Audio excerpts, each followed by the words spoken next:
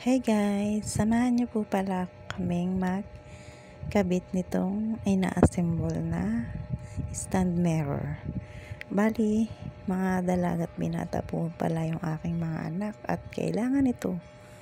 Dahil pag magsiselfie po sila at pumuporma, medyo nagbibinata na po ang aking pangalawang anak. Kaya ayan po, for the assemble ang person.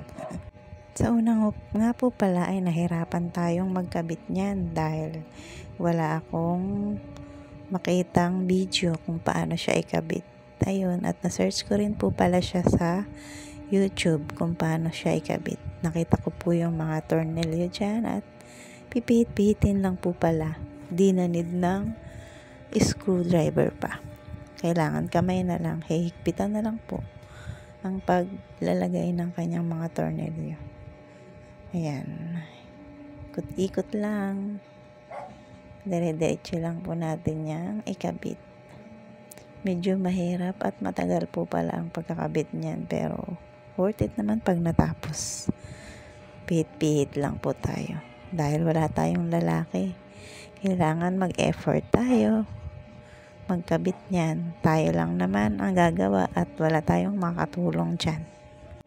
Sige, pihit, higpitan ng mabuti para hindi po yan matanggal.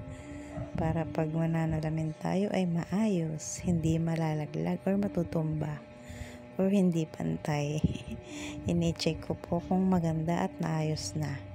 Ayan, at ang susunod naman po nating ikakabit ay ang ating mga gulong niya, yung mga paa niya, para madali siyang ilipat-lipat kung saan mo gustong ipwesto.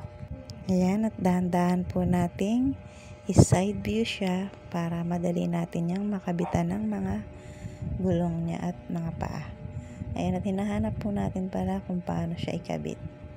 Diyan po inilagay ko na po yung kanyang patungan para pag meron tayong gamit or sapatos, pwede siyang patungan dyan. Nahirap po pero tsagain natin yan na ikabit dahil kailangan natin ng salamin sa bahay. Ayan, at nagkakandakuba na po pala ako dyan paghahanap kung paano siya ikabit. Nahihirapan po pala ako dyan ng konti sa pagkakabit ng ating mga gulong at paa niya. Ayan, hinahanap po pala namin yan dyan. Sige lang at matatapos din natin ito. Dire-diretso lang po kami yung pag-aayos dyan ng stand mirror. Diyan po pala sa likod ko ay nagkalat pa ang mga basura niya dahil sobrang dami po ang bubble wrap ang nilagay sa salamin para hindi mabasag. At ito guys ay naiikabit ko na po yung kanyang gulong. Inumpisahan ko na pong ikabit lahat para maayos na at maitayo na natin ang ating stand mirror. Diyan po ay nag-selfie na tayo.